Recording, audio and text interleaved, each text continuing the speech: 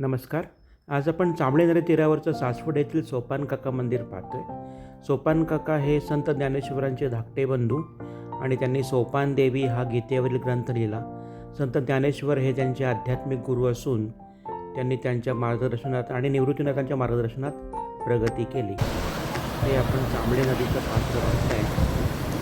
या दिवसात खूप खुलून दिसतं. या दिवसातच मी भेट घेतली होती या मंदिराची. सुंदर सुंदर झरे आणि वाहणारं असं थोडं उकळ पाणी. याच परिसरात करा नदीसुद्धा आहे.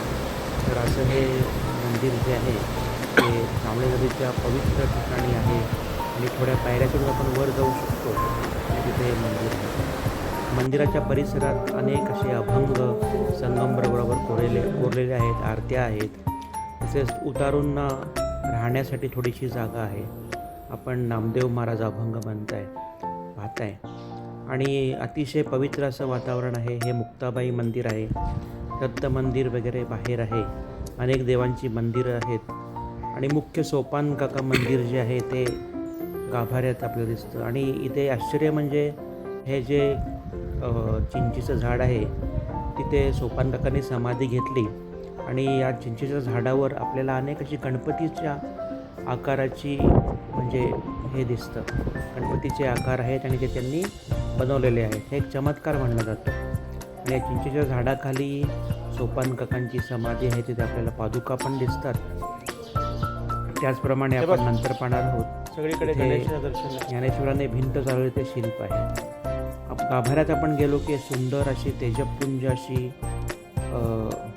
सोपानकाका मूर्ती आपण नंतर पाहूया.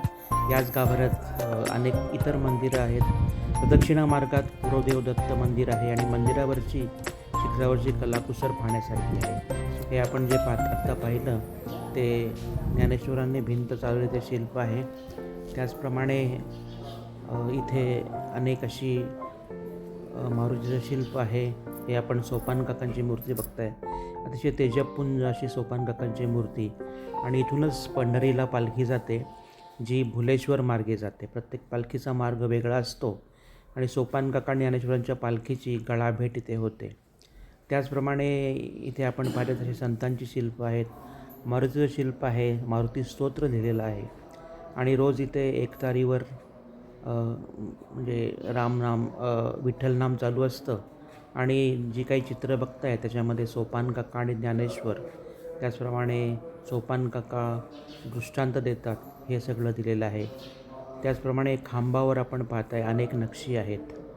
याच परिसरात आपण बसून म्हणजे आध्यात्मिक एक अनुभव घेऊ शकतो.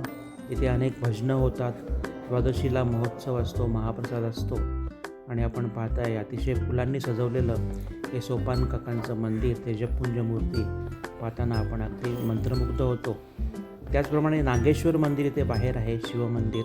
आणि या मंदिराचं वैशिष्ट्य म्हणजे इथे 2 कोपरे असे आहेत की एका कोपऱ्यातून आपण काही बोललो तर दुसऱ्या कोपऱ्यामध्ये त्याचा आवाज अगदी उभेउभे ऐकू येतो. ही म्हणजे स्थापत्यशास्त्राची करामत आहे. त्याचप्रमाणे या परिसरात आपण पाहताय अनेक भजनं लिहिलेली आहेत. ही सोपानकाकांची समाधी पालखी आपण पाहताय आणि ही पालखी याचा दौरा सासवड म्हणजे सासवड ते पंढरपूर, पंढरपूर ते सासवड असा आषाढी एकादशीला असतो. आपण परत पाहतोय की हे जे गणपतीचे जे आकार आहेत ते आपल्याला दिसत आहेत. सोपानकाकांची समाधीची पादुका आपल्याला दिसत आहेत आणि परत एकदा आपण हे शिल्प पाहतोय. असं हे मंदिर खूपच पाहण्याचं